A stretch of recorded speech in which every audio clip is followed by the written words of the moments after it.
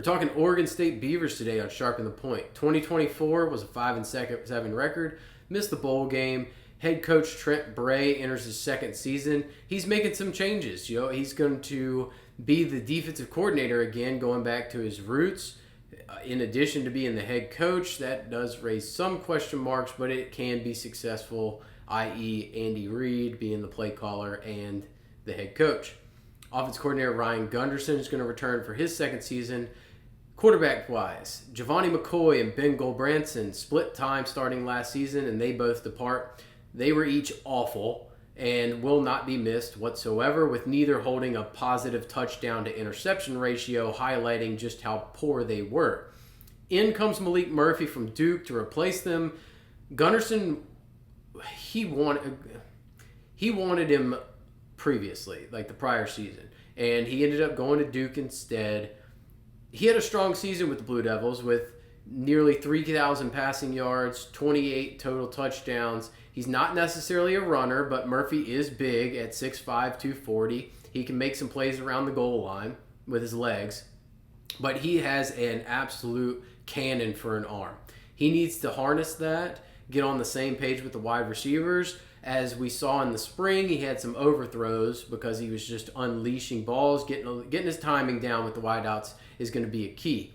Now, behind Murphy, you get Jabari Johnson. He's coming back. He is absolutely electric. He's fast, is an explosive athlete, and there's going to be some packages for him. I think we'll see his legs get used, and it opens up some options for some trick stuff with two quarterbacks on the field.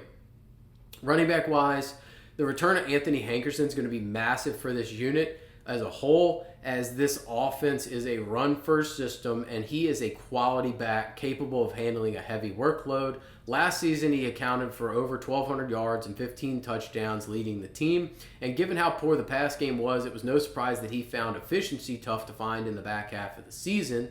Now, with improved quarterback play, you can expect him to improve upon his numbers on a per-carry basis, even if the total number of carries diminish. Behind Hankerson, Salahadin Allah, he moves into the second spot with the departure of Jam Griffin. I think both can push for 1,000 yards from scrimmage, with Allah being close to 1,000 and Hankerson being in that 1,500 to 1,700 range. Pass catching wise, leading wide receiver Trent Walker is going to return to his possession role, coming off of an 81 catch, 900-yard, 2-touchdown season. Highly disappointing that he only had 2 touchdowns, but he racked up catches. It was filled with quality counting stacks. He just lacks explosiveness and touchdown upside overall because he's not going to hit big plays. You can see it. He's got just north of 10 yards a catch. It's fine. He moves the chains. He's a solid chain mover. Joining him on the outside is going to be Darius Clemens. The slot could be where we see the most growth with Taz Reddix, as he really flashed during the spring. I think that's where we could see that explosiveness come in is going to be out of Reddix there. He could be a guy that we could play in DFS in addition to Hankerson, but Hankerson's going to be our top guy. They're really going to go tight end heavy with a solid amount of 2 tight end sets. Riley Williams coming from Miami, I think he's going to be the leader of the room. He will be interesting. Overall, the offense will want to stretch the field with the wideouts to go in combination with this run game by using a lot of play action and make the most out of Murphy's arm to reduce the number of guys in the box. Along the offensive line, the line is the biggest concern coming into the season after they lose 3 starters from a year ago.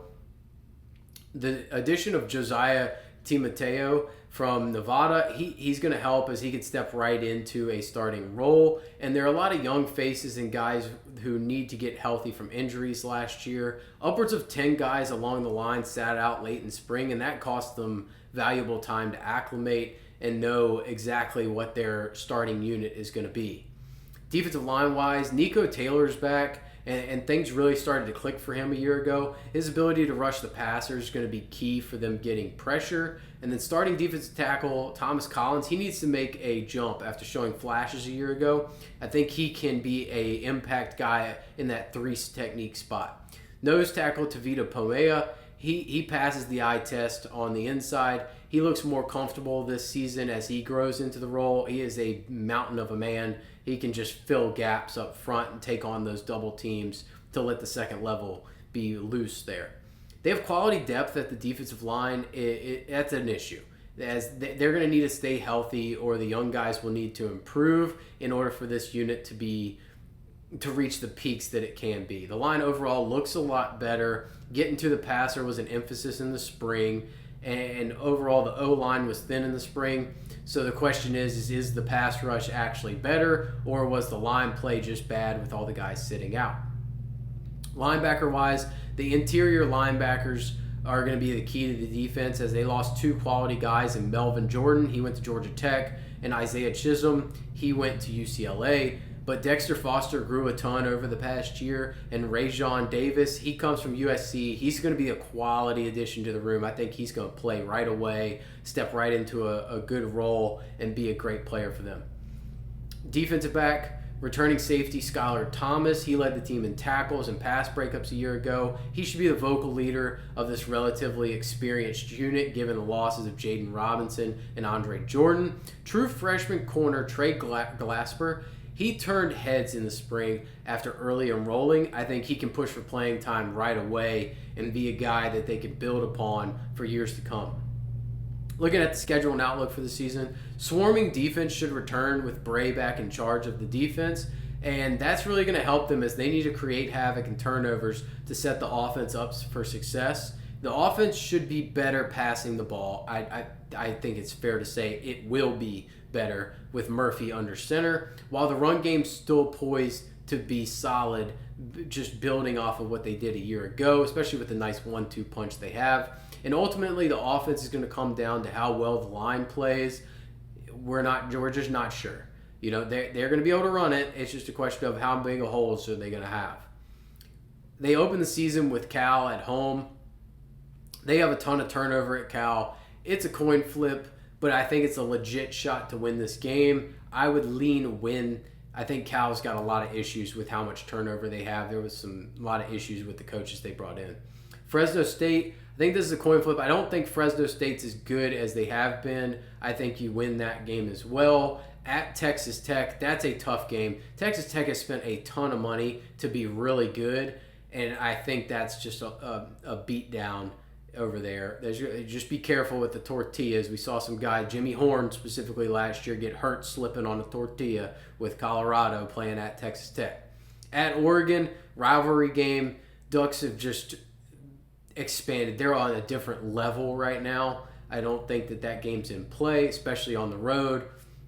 Houston at home. I think you can win this game. Houston is a team that's building, and Willie Fritz has them going in the right direction. I just don't think they're there yet. Now, they have an impact quarterback that they brought in, but I think at home is the difference, and you should be favored and win this game. At App State, I think this is tough travel. App is down right now. I lean win. I think that's an interesting game, though.